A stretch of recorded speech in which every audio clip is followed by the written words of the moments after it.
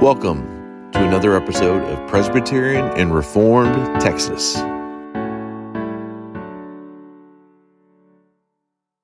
Welcome here today, folks. We have a delightful guest. We have Pastor Kyle Oliphint, and he is at Grace Community Presbyterian on the north side of Fort Worth. Welcome, Kyle. How are you today? Good, Eric. Thank you. I'm glad to be here with you. Thanks for asking me. We are thrilled that you are with us. Your church was looking at on the north side of Fort Worth. It's about 15 or so minutes north of downtown. Yeah, that's about right. And yeah, you're right off 35. Okay. So real convenient on the north side. And you're the only PCA church in North Tarrant County. Is that correct? Well, you got South Lake. Right. Yeah, right. If you go further east, right. Yeah. But you're right. On the Fort Worth proper, yeah. Okay. Yes. So all that's here is Trinity in downtown, Brian Davis's work, and then Brandon Eggert, Fort Worth Pres, and then you got Colleyville over there with Josh, and then Denton Pres, of course. Yeah. Very good. Well, awesome. We appreciate you brothers there in Tarrant County and the work that all of you do, sharing the gospel with people in and around Fort Worth and the west side of the mid-cities. You and I have a special relationship through our daughters. Yes, we do. Besides being brothers and obviously in the North Texas Presbytery, our daughters were roommates together at Texas A&M. Yeah. And we had that fun experience for a few years. And still besties. That's right. They have a wonderful time hanging out together here now back in the Metroplex. That's right. I'm grateful for that friendship for Carolina. She loves Emma to death, and Emma was really good for Kara whenever they were down in College Station. Yeah, it was a very providential thing, the two of them becoming friends and the relationships they formed among themselves and some other girls as well. It was a great experience down there. And I know we're going to have an upcoming show delving more into their time down there with some of the members at Westminster Bryan. And so look forward to hearing that. Good. I'll be coming up here in March. So, yeah. I'll tune into that one. I'd love All right. Excellent. I was grateful for that church for them too. Yes. Westminster Bryan is a wonderful church. Tell us a little bit about Grace Community, if you would, Kyle. Yes, thank you. I'd be glad to. And if I go on too long, because I love talking about our church, just cut me off. Sure. And I'm assuming you edit this, so just take out all the boring parts and you'll have a good 5-minute podcast. There you go. We planted this church. First worship service was January 2nd of 2005. Okay. Now, I say it was a plant, and it was, but it came out of a plant that the Southwest Church Planting Network did back 99 or 2000. It was a church by the name of Lone Star Presbyterian Church, and they hadn't yet particularized the pastor that was brought in to start that church. Ran into some trouble morally, and nobody knew about it at the time, but the health of the church suffered because of it, because his ministry was suffering. And when that did come to light, the presbytery obviously had disciplined him, and he's no longer in ministry. And the church, Lone Star Pres, was probably down to 8 to 10 families at that point. Okay. And so when all that happened, those families got together and said, do we just go our separate ways and plug into established churches around here? Or do we give this another shot? About 8 months before that happened, I was candidating for the senior pastor position at Fort Worth Pres. Okay. The planter there, guy by the name of Mike, was moving on. And so they put out the call. At the time, I was an associate pastor at PCA Church in Tampa, Florida. So came in and preached and did all you do when you candidate. Came down to two of us, me and Darwin Jordan. Darwin got the position. But two of the members, or one of the members on that search committee and two of the elders were a part of the process of trying to help Lone Star after the guy had left. And so they said, do you know of a guy who's looking for work? And Fort Worth Press says, you can have our sloppy seconds. We got this name, guy named Kyle out in Tampa. Give him a call, see if he's interested. Mm-hmm. And again, in God's providence, those people were willing to take a chance on me. I'd never planted a church before. And Lizzie and I, at that point, we had 3 little girls. They were 6, 4, and 2. Decided to move from a fantastic opportunity that we were experiencing in Tampa out to Fort Worth and replant what became Grace Community Presbyterian Church. I didn't want to go through the network. I didn't want to be planted by M&A. Since I didn't have a clue what I was doing, I needed some real close oversight. So Fort Worth Pres graciously provided that oversight Mm-hmm. to where they brought me on as an assistant pastor, planter up in North Fort Worth. So I More didn't of a have anything. mother-daughter relationship. Exactly. Yeah. There was no financial commitment on their Mm-hmm. part, and I had no responsibility for the ministry at Fort Worth Pres, but they allowed me to come to their session meetings, come to their prayer meetings, and made themselves very available for this rookie who was trying to make his way. So we started in January of 2005. First 6 months were what every planter would say, really a challenge. We were moved in 3 different locations because we didn't have the money to pay for the place that they were. So my first Right. order of business in arriving was to find another place. Found a small little Christian school. They grew so fast that we just met there from February to July of Mm-hmm. 05. And then we found elementary school who let us meet in their cafetorium. And that's where we stuck until we were able to purchase property and build our first phase, which we moved into in 2008. Mm-hmm. Particularized in 2006, had 2 fantastic elders and 2 fantastic deacons that were the founding elders and deacons of the church. And ever since that time, God has just been incredibly gracious to us. I think we were probably on life support a couple of times those first 18 months. There were more than a dozen nights where I would lay in bed and think, what have I done? I just took my wife and little girls away from Tampa where it was absolutely fantastic into this thing. But again, in spite of everything I did, God was very faithful, sustained us, protected us, and eventually started to grow us a little Mm-hmm. bit in the elementary school. And then as we were able to build a building and actually demonstrate that we were a permanent fixture here in North Fort Worth, God brought more people. And we've had, I don't know, 4 or 5 classes of elders and deacons join us. We're now up to 6 ruling elders, just had 1 move away last year, and 10 deacons. That's And so wonderful. we're in our 19th year. And you've been the pastor the entire time. Yes, sir, I have, for better or for worse. That's right. They've stuck And with me. that is a wonderful testament to the body and to you as a pastor. Thank you. And I know Darwin Jordan had been at Fort Worth Pres up until 2 years ago, so he had a long track record as well. So Yes, he did. obviously, both of you were very solid candidates with a good ministry track record. So. Well, I've heard from my friends in Fort Worth. Oh, can I tell you something real quick about Yeah. that? The reason they said they went for him is he was coming from a senior pastor position, coming to a senior pastor Mm-hmm. position. And Fort Worth was a good, hearty, healthy church.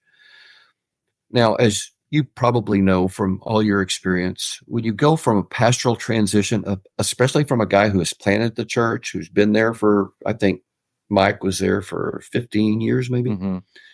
bring a new guy in, there's always that transitionary time that's a little bit rough. Right. That was no different for Fort Worth Pres when Darwin came in. He was such a phenomenal leader along with the elders and such a shepherd and such a pastor that even through the real difficulty that they had among some of the congregants with Mike leaving and Darwin coming, not with the personalities, but just this is new. This is what's Right. going on here. He kept that ship upright and made it even healthier. Mm-hmm. And I'm telling you, Eric, this is not false humility. If they would have called me and that would have happened, I think it would have been a shipwreck. I don't know how, and because they were allowing me to be a part of the kind of the inner workings of the church at the time, I got to Right. see. I just have so much respect for Darwin and those elders and how they were able to continue to just keep their nose to the grindstone, love the people, respond to the difficulty in such a faithful way. It was a great lesson for me. That's awesome. What a great example. Yeah, it's a fantastic example. They were amazing and still are. I love that church. Very good. Now, you mentioned you were in Florida uh, prior to coming to taking this call in Fort Worth. Now, you're not a native Floridian. You are a native Texan from West Yes, sir. Texas. Thank you. Thank you for saying that. That's right.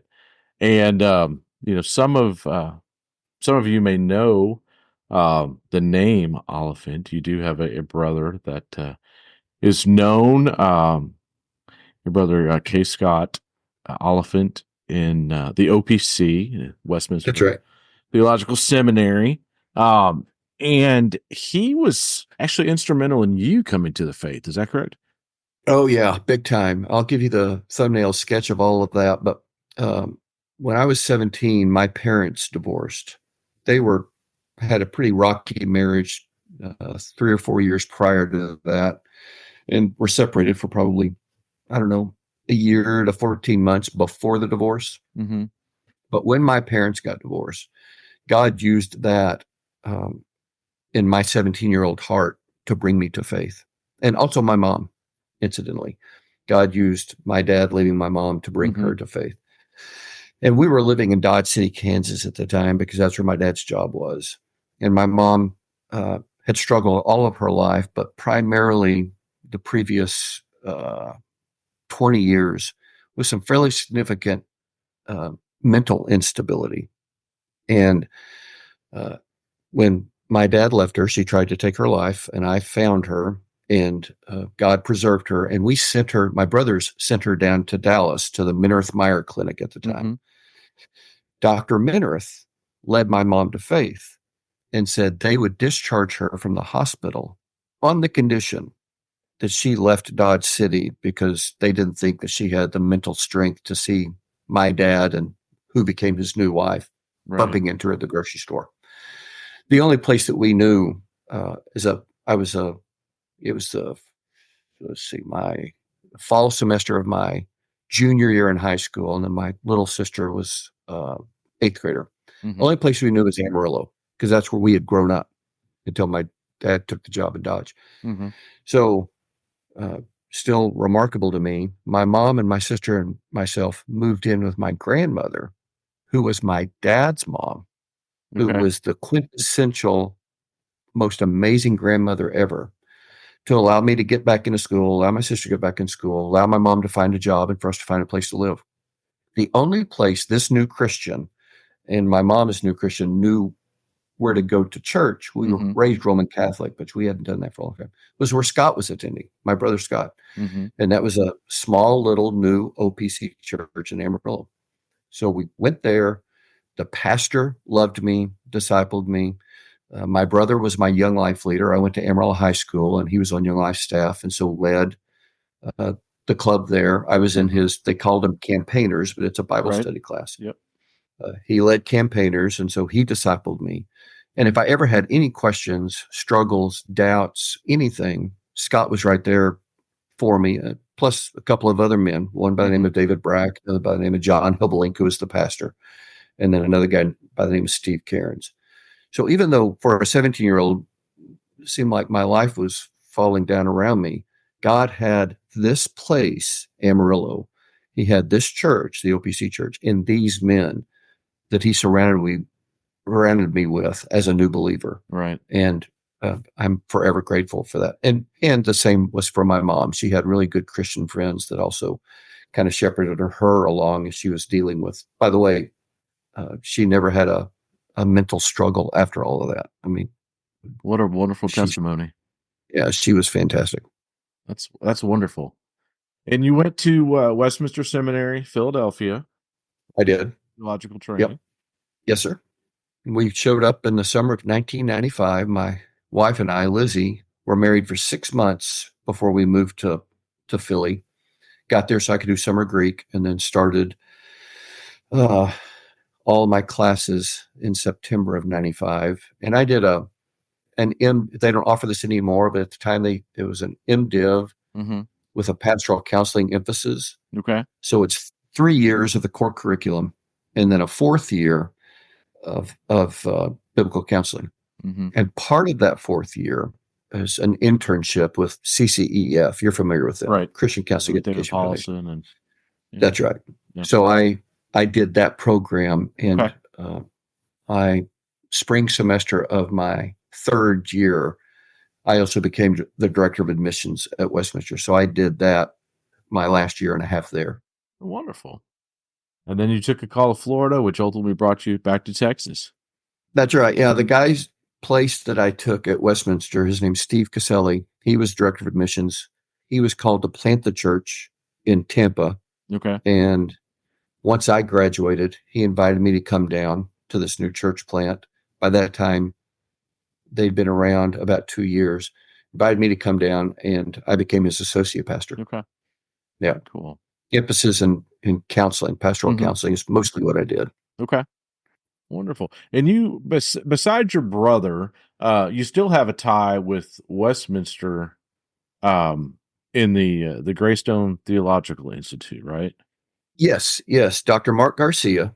Okay. This was his brainchild many years ago, and he was wanting to offer solid, in-depth theological education, primarily online, whether Mhm. it's lectures or articles, that sort of thing. And when Mark was hired to be a systematics professor at Westminster, uh, Westminster brought Greystone underneath them. And Okay. so now Greystone is able to offer an MDiv through Westminster. Mm-hmm. And what we do with Greystone, there's a man by the name of Jared Brown. He's a Wheaton grad, got his PhD up there, and he's a member of our church. And he's the director of Greystone Fort Worth, Dallas. Okay. The location of that is at our church. And so when somebody wants to be a part, like in the Metroplex, who wants to be a part of Greystone, whether pursuing a degree or just wanting to dive a little deeper on a subject, he's the guy they contact. They have their classes at our church. Okay. We've got a little room where if somebody's giving a lecture in real time, there's a video set up. Mhm. If they're watching videos, they just do that. Then there's discussion groups and dinners and all that kind of stuff. And so we're called the hub of Greystone Fort Worth, Dallas. Very nice. Yeah. So there's besides um, the RTS Dallas and obviously Dallas Theological Seminary, which would not be a traditional Reformed seminary, but those are obviously the two known theological offerings in the Metroplex. You guys have a viable option as well for somebody on the west side. That's right. And I think I would probably need to check this with Jared, but I think what RTS is pursuing, Mhm. to their credit, is kind of the guys who feel like they're called to full-time vocational ministry. Obviously, they'll take anybody who wants to come and learn from them. I think Greystone is more of a working man's theological option or a working woman's theological option. Right. So they have classes that are now, if you want to enroll in the MDiv class, then they're going to have a curriculum that will work your way through that.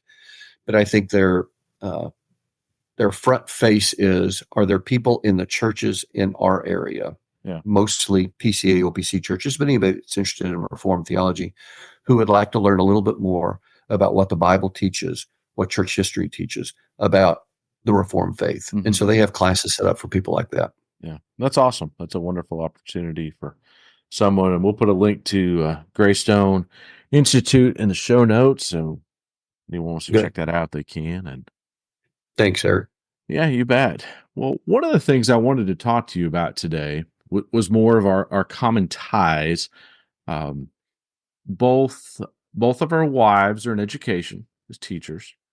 Yes. Our daughters have followed that path as well. They have. Now, when I came in to the PCA, Emma was 6th grade. It was like 2011. Okay. When we first came to Trinity, we were in a very small minority of families that had children in a public school. At the time, might have been 50-50 between private or I should say 50-50, but of the kids that weren't in public school, right, it was almost 50-50 homeschool versus private school, but Okay. a very small number in public school. That's changed over the years. There's certainly more public school children now. But I wouldn't say to anyone's detriment necessarily, but there's always been a slight sense of, well, your kids are in public school. You're an elder. Don't you know better? You Yeah. know, Yeah. I don't want to say people necessarily looking down on you, but, some people might be. Yeah. And so I wanted to talk to you about that today. I mean, I think um, in this day and age, all parents have very legitimate concerns about their children's education. As they should. Yes, sir. You're right. I mean, we want what's best for them. We don't want to turn them over to the wolves. But why are the public schools something that we as Reformed believers should be part of? What would you say to somebody who comes to you and says, Pastor Kyle, I really think I should pull my kids out of public school? Talk me off the ledge. Hmm. It's a good question, Eric. I don't know that I could, only because I would see it, first of all, as a conscience issue. So I would want to find out on what basis are they thinking about pulling their kids out of public school. I'd want to talk with the student or students, if the parents would allow me to do that, to find out what their experience has been like in the public schools. I see legitimate reasons and are aware of legitimate reasons why somebody might want to pull their children out of public schools. So I would want to find out more about their story, Right. why they came to that conclusion, and what are their options? What are they saying or seeing out there that where they could educate their children? Now, if they were very general, if they say, I just think having my kids in a community of a bunch of unbelievers is a bad thing for them, I will talk to them about that and tell them why I disagree with that and where I disagree with that. And that from my perspective, I don't think that's a good reason to pull your kids out. But again, I want to find out more about what mom and dad are doing at home. What kind of foundations do the kids have? Are the kids mixing it up with some other friends that they would prefer them not to mess around with? That's a parent issue, not a public school issue. We would want to think through that together too, I think. Oh, it's well said. I think you're right. At the end of the day, these decisions really are, if people want to talk about contextualizing the gospel message, if there's a message that needs to be contextualized, it is the education of our children, right? It is very Absolutely. specific to them, to their needs, to your community, to your family, in terms of, what time and resources you have available.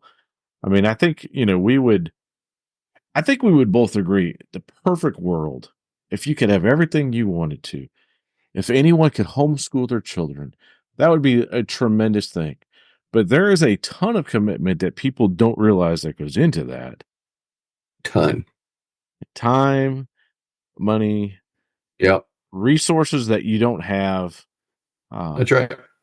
Yep. And then, you look at private schools. Well, can we afford to pay the equivalent of a college tuition for 18 years plus Yep. college? That's right. Yeah, it's very practical. Absolutely. Yeah, those questions come up. And I think, I don't know what your background is, but Lizzie and I, you might want to say that our children are legacy children. I was raised in the public school. Lizzie was raised in the public school.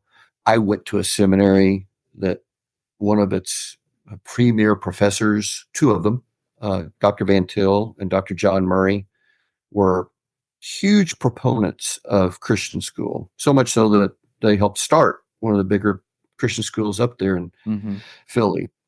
And so I see really good reasons for homeschooling your children, sending your children to private school if you can afford it. Some of these new hybrid things, which I think are just genius, where you're in a Christian school for a couple of days or just a school for a couple of days in your home for a couple of days.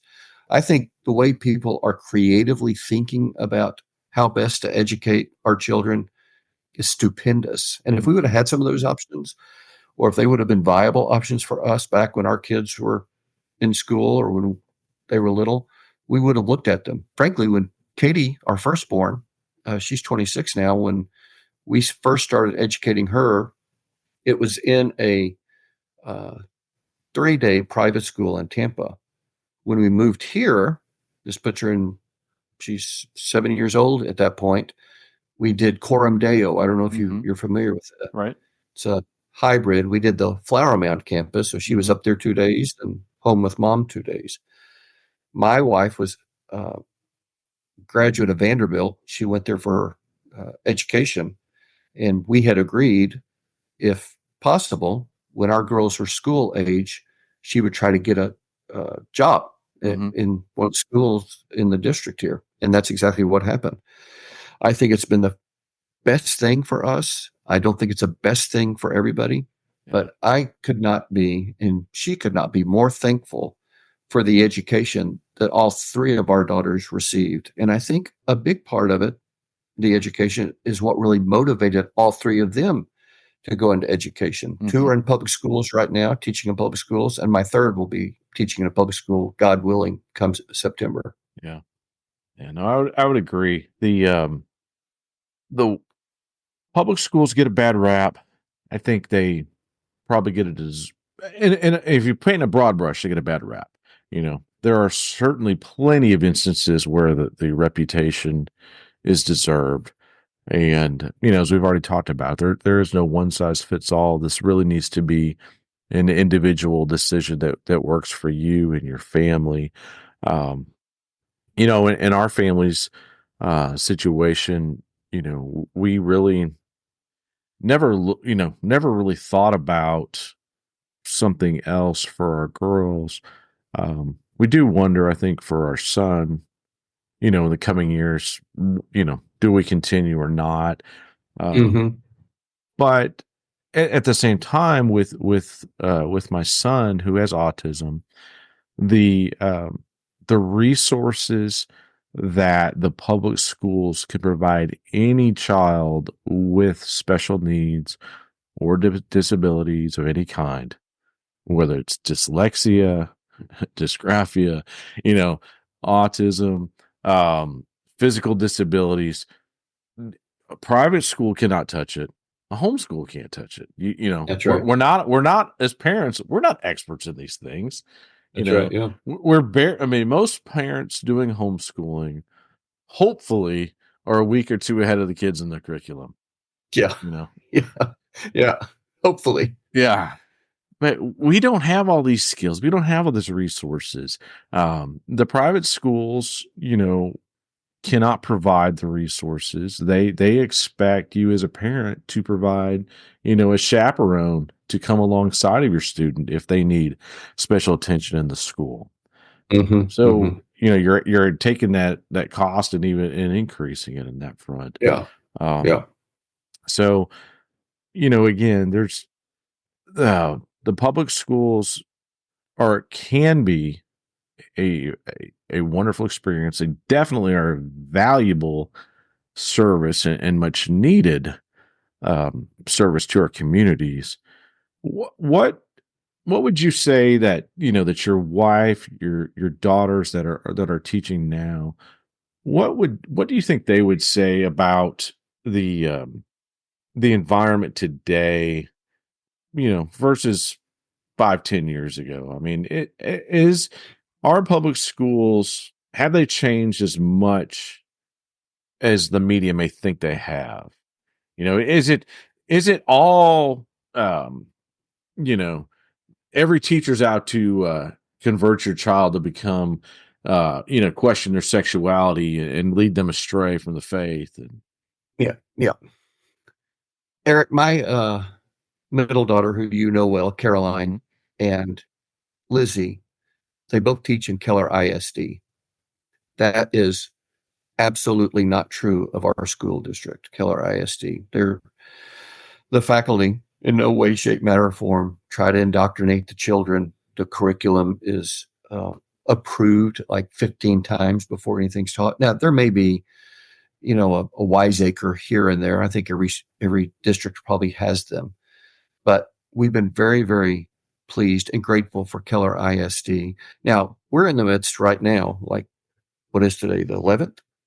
Yeah, February 11th in Keller ISD with some upheaval, budget issues. They're having to make some hard decisions, layoffs across the board, selling property. That makes things a little tougher in the school, but that's economic. Right. And we've been here long enough that we know they're going to cycle through that every 8 to 12 years. That's just the way the field is striped. So, yeah, that's some struggles. But in our experience, with my wife teaching in the district for 16 years and all of our girls going all the way through in the same district their entire school career, never once were we concerned that there was going to be any kind of, red flag, or they're telling you to watch this, or they're Right. giving you this to read, or your teacher said that in the classroom. Never. And the other thing I would say, and I think this is somewhat related, Eric, because our girls all went to the same schools, elementary, middle school, and high school, Right. we knew much of the faculty. We had Right. good relationship with them and with the administration. So, given that my wife works in the district too, so maybe we were in a bit of a unique position to where we kind of knew what was going on in the schools. We had friends who taught in the schools, administrators who worked at the schools. So it's not like we were parents who would drop our kids off and maybe be a part of PTA. I Right. feel like we were kind of enmeshed in our elementary, middle school, and high school years. So we had a pretty good feel of what was going on in all of those schools. I can't speak for them now. We haven't been, my youngest graduated 4 years ago, so I'm not sure what all is happening there. Right. But we had our finger on the pulse of the particular schools that our daughters went to. And living in Keller ISD for all the years that we have a good sense of what's going on there too, especially when we go to the ballot box. Yeah. Yeah. What you just said, right? The parental involvement, that's the biggest, I think the biggest piece here. No matter how you choose to educate your children, if you were taking on homeschooling, obviously you were committing to involvement. That's right. But but if you have your kids in a private school or public school or any type of hybrid model or whatever, right? It's not babysitting. It's Mm-mm. not, I'm getting rid of my kid for the day. I can go do my thing. That's right. I'm going to show up at some point in the evening, feed him, put him in bed, and we'll do this again Yeah. tomorrow. Yeah.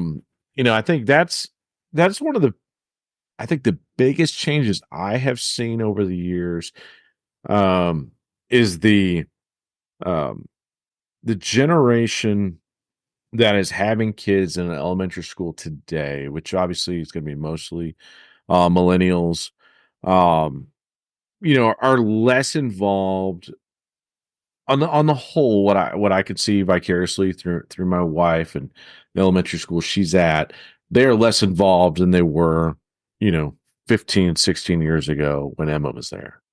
Mm. And that is a bit concerning, but that's not a public school problem. That's right. That I think you're going to have That's a that same cultural problem. experience. It's a cultural problem. You're going to have that same experience no matter where they are. That's right. If Yeah. parents aren't involved, we're not going to be involved. Yeah. And some of the info I can glean from some of the stories Caroline tells me, she's a seventh grade teacher, Mm-hmm. that's probably more the rule than the exception.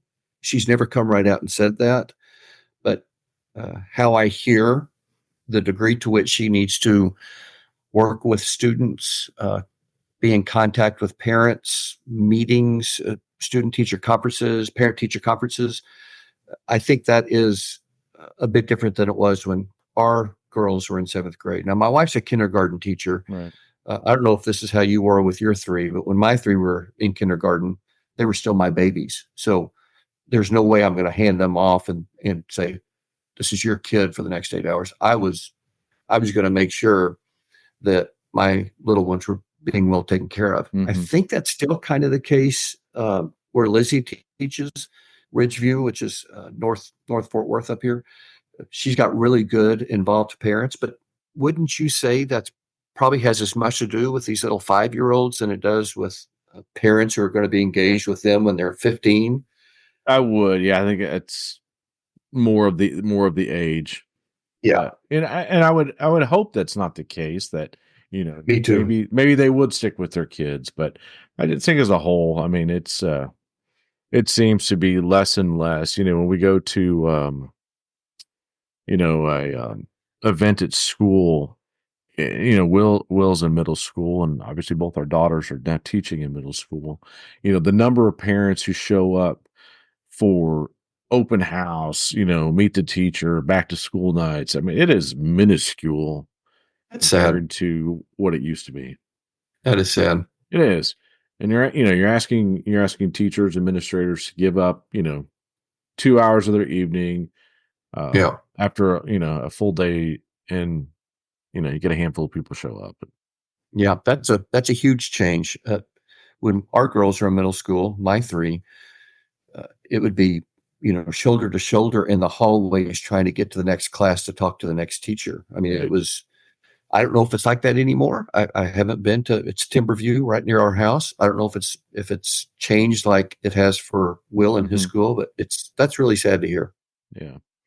No, it's a marked difference. I'll tell you something real quick, just Yeah. because you brought it up about your church.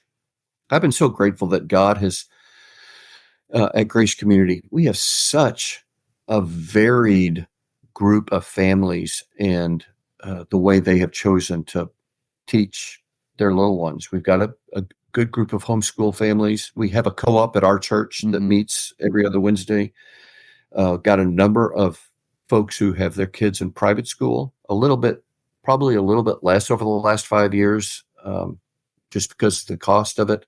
We've got a couple of teachers uh, in a private school that are members of our church. And then we got a wide swath of public school teachers, two speech therapists, and just a whole bunch of kids that go to public school in our church. And they all mix great. It's not like the public school kids are friends with the homeschool kids and the youth ministry that we have. Same with the private school kids. It's almost like you don't even notice. Yeah. No, that's wonderful. And, I think as over the years, as, Trinity has changed, the people have, come and gone. The dynamics have definitely changed, Mm, to where it's much more of I think probably closer to a balanced, that's so good. ratio. But, it's, but, that's the stereotype, right? Of It reformed is. churches, reformed families, that you're either homeschool or private school. That's right. And if you're not, like you open the conversation, what's wrong with you? Yeah. Yeah. Yeah, that's right. That is the stereotype. And I can, what do you think, since that is a stereotype, what kind of witness do you think that sends? Bad one. It does. Yeah. I mean, maybe I'm giving myself too much credit here, uh, but I can't imagine making that kind of judgment about another family and the choice that they've made to educate their children. It is such a personal, committed, intentional, prayerful decision.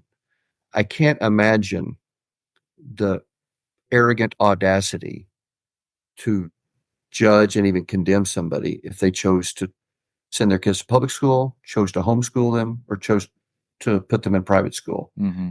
It's just offensive to me. It's because it's not like we are Reformed Christians, therefore we agree exactly down the line on every single solitary thing, including how spouses, husbands and wives, moms and dads are going to educate their children. It, Right. it's just not there. I mean, you've got Reformed brothers, dead and alive, who can promote very well, very good options for all three of those choices. Right. It just drives me nuts sometimes when I hear stories of people doing that sort of thing. Yeah. Yeah. And it's, I don't, I would not, hesitate to support the church wanting to get involved in education if a given church did. But Hmm. with that said, right, it does create a lot of challenges, I think, for your church family. You go down that path. Yeah. When you say get involved, you mean start a school? Right. Yeah. Or Yeah. yeah. Yeah. Yeah. I know. I'm not made of the stuff to pastor a church that also has a school attached to it. Right. Yeah. I don't think many are, but I think it certainly brings up a number of unique challenges in and of itself. And, But a I was, fantastic calling. yeah, no doubt. I was, like you, I was raised Catholic, and I actually did attend, parochial school, um, through 8th grade. Wow, I didn't Went know. went to an all boys high school in St. Louis, my freshman year of high school. So for, from I actually started, um, kindergarten at age 2. Wow. Yeah, I was in Because some pilot program at, Notre Dame High School, girls high school. I think that's right, Notre Dame, in St. Louis, and, went, through, my freshman year, first semester of my freshman year in a private Catholic school. And, man, the, the that is all I knew, um, was, those people and those families. I I c I can't recall if there was ever um, another student or, child that was my age that was on mass on Sunday that was not a student there. wow. Um, there could have been, I just don't recall that. Yeah, And, yeah. all of the as a kid growing up in St. Louis, all of, all we thought about was, well, what private high school we had to go to. And if you were going to the public school, well, what's wrong with you and your family? Is that right? Yeah. Yeah. And, they just, it was a very unique experience. But at the same time, maybe some memories of that stick with me, and that, thinking of, well, your private school, you look down on people who aren't. Hmm. And, Hmm. I Yeah. certainly, I loved it as a child. I mean, I was, a great opportunity. The integration with church and school, Oh, I the bet. community was wonderful. Yeah. But I do wonder on the broader context of the church, what is our witness like as a church when it can be so insular, like, just Yeah. That's a great point. And just two things about what you just said. First of all, kindergarten as a 2-year-old. I mean, that's some Doogie Howser stuff right yeah. there. You had to be a genius. I don't know about that, but And, and the second thing, I didn't know you were a St. Louis boy, and I'm so glad to see you wearing a Texas Rangers hat. So I you're know not a that's Cards guy. no, I when I maintained fandom, for the Cardinals probably through the late 80s, Okay. through uh but coming to Houston, in the fall of '86, we we attended nearly every Cardinals Astros games. Every Did every you? time the Cardinals are in town, we were there. And, you know, I don't know. After so many years, it's like, well, I'm here rooting for the Astros, and or I'm here, I can see the Astros anytime I want. Why not start rooting for them? And honestly, my love for baseball kind of dwindled a bit. Um, no, I should say a bit. It dwindled a lot compared to what it was when I Yeah. was growing up. I mean, I was a diehard Cardinals fan and Yeah. lived and died baseball. And then, through the early '90s, like probably the NFL and the NBA or the Houston Rockets was so successful. It was probably Hmm. my biggest interest. And then, probably the mid '90s when the Rangers started putting pieces together to be competitive, with Pudge and Juan Gonzalez and, those guys. It's like, okay, I got a National League team I like in the Astros now. I got an American League team. And if we could ever Good. get them to meet in the World Series, right?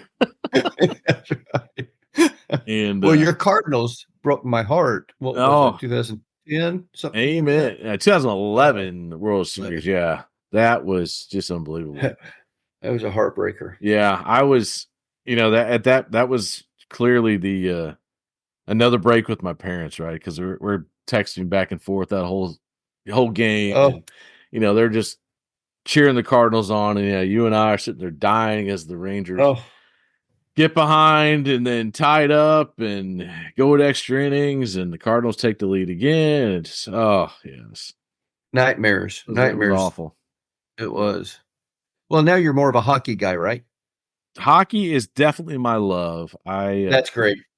I cannot get enough of being on the ice. I only wish I had been doing it sooner. Yeah, that's great, Eric. I see some of your posts about Yeah. how our stars are doing, and so I Yep. keep up with them now because of you. Yeah, that's great. That's great. It's a wonderful sport, and I don't know, it's one of the few I think that you can actually do in your early 50s uh and not just destroy yourself, right? It's skating is not easy, but it does not put the wear and tear on your body like running on a court would or on I bet, grass yeah, would or anything. Yeah. and probably keeps you in pretty good shape too. I would think it I'm takes a hoping lot of. it Yeah, does. It good, certainly burns some calories and good. good for me. Sorry, I didn't mean to get you off track on that. I No, saw your no, hat. that's good. Yeah, I meant to comment on that earlier. So here we both are wearing our Rangers caps, Oh, that's right. celebrating our World Series victory, Fred Greco, and Yeah, that's all of our right. brothers in Houston. Well worth the wait. Oh yeah, That's I right. cannot stand the cheating fraud Astros. Never will. Sorry about that, Fred. Just can't do it. That's right. Oh, wonderful. Well, Kyle, as we get close to wrapping this up, what would you say to your church family um, when you address them on the subject of worship? I was noticing on your church website you've got a series of posts. I think was it 9 posts that you did a number of years ago about worship and your That's philosophy right. of worship. Has that changed at all? It Or you hasn't. No. still stand by that? Yes, sir. That Yeah. is wonderful. And I'm going to link to that. And one thing that you guys have done, um, you recently launched an evening service Yes. back in September. Is that right? I think our first one was October. October. It Okay. might. Yeah. Yeah. And are you still doing it once a month, or have you expanded it beyond that? Just doing it once a month. That Okay. was a commitment that the elders made through this academic year, and then we'll Okay. revisit it. That's wonderful. What I was getting to was, what would you say to them at this point if somebody said, "Well, why are we doing this Sunday evening service? I mean, I've got something better to do." Yeah. Well, Yeah. hey, And if you're, I don't know if it lined up last night for the Super Bowl, but if you had, services last night against the Super Bowl and they're, giving you pushback, Pastor, why should I come to come to hear church again on Super Bowl Sunday? yeah, we didn't have it last night, but I'll tell you, I think we've heard a little bit of that from Yeah, some. We have about, give or take, 300 on Sunday morning, and on Sunday evening the services have averaged between 60 and 75 or so. So a that's small awesome. group. We've been grateful for that. But Yeah. what I have said to people, and uh, to give credit where credit is due, our associate pastor Andrew Sarnicki Mm-hmm. was the one who had really been driving that train to have something in the evening, and we all talked about it for a bit, and this was what we decided on. But what I have said is, it's never a bad idea to gather again with God's people, to sing praises to Him, and to hear from Him and His Word, and to offer to Him our prayer, whether we're praising Him, petitioning Him, or just giving thanks. It's never a bad idea to do that. And it's always a good idea to do that on the Lord's Day if Amen. you have a second opportunity to do it. And so we're giving you a second opportunity to do it. Nobody's bound. Our stated worship services on Sunday morning. Not going to bind consciences either. But here's what we're offering to you if you would like to avail yourselves of it. Yeah, that's beautiful. Yeah, we've been very encouraged by it. Do y'all have a evening service at Trinity? We do not. We've Okay. had some discussions on it, and I would be very surprised if come the fall if we don't have. Oh, good. Yeah. You think it'll be every Sunday, or you think you'll do like us monthly? Or I'm do you not know yet? sure. I think Okay. we may wade into it, but I think Yeah.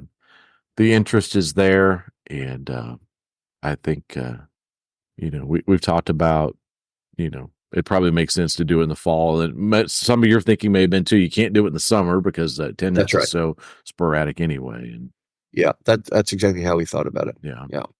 Well, good. I keep me posted on that. I'd love to see Trinity right up here at Lakeside and South Lake. Mm-hmm. When they got their new guy, Donnie. Yep. They started an evening service, and I think it's weekly, and I've heard very good things about it. Yeah. No, I think I think the evidence, both in the Metroplex and around the PCA as a whole, is that the churches that have gone back and offered an evening service now, the people are responding. People want to be there. People want to be gathered together, worshiping. They want to experience what Reformed confessional Christianity in its full, robust nature looks like. Right, that we are people of the Word and want to be gathered around the Word. And one of the things that struck out in your worship philosophy is just that Sunday is the pinnacle of what we do. Right, we're not about all these other programs. It is the Sunday worship experience. It is. That's right. Meeting with God's people, meeting with Him on the Lord's Day. Yep. Highest privilege. Yep, sure is. It is. That's beautiful. It's good to talk to you, brother. It is. I appreciate you coming on, Kyle. Is there? Let's see. I know you. You are on Twitter, right? I do have an account. I don't do much tweeting. You're not an active tweeter, right? But that's right. That's right. Yeah. I may retweet or whatever they're calling it nowadays. Yeah, I will repost something our church puts up. Yeah. Yeah. But yeah, I'm not active, but I do watch it. There you go. There you go. Well, I will have links to everything about Grace Community, about the Greystone Institute. We'll have thank you, brother. To Kyle Oliphint, and that's at Kyle Oliphint, OLIPHINT. That's right. Yes, sir. It's not. There's no A in this Oliphint. Nope. You know what? My uncle, my grandfather's brother, got so frustrated with when he was a teen, right, of having to correct people. He just legally changed it when he became 21 to ANT. Really? Yeah, he really did. So everybody makes that mistake. ANT, yeah. Yeah. Well, it's obviously a good Scottish history with the name, but indeed. Yeah. Scottish Presbyterianism. That's right. Good. You're following in your forefathers' footsteps. So. That's right. Sinclair Ferguson once said in class that Westminster was taking some students to Israel, and an announcement came up, and we were in his Doctrine of God class. And before he prayed, he said, I'm not going to try to imitate him. Why would anybody want to go to where Jesus walked when you can go to Scotland where the Spirit worked? Oh, there you go. Such a great line. That's awesome. Yeah. That is awesome. Well, brother, it has been a privilege having you on today. And thank you. We will privilege is mine. We look forward to talking with you again in the future.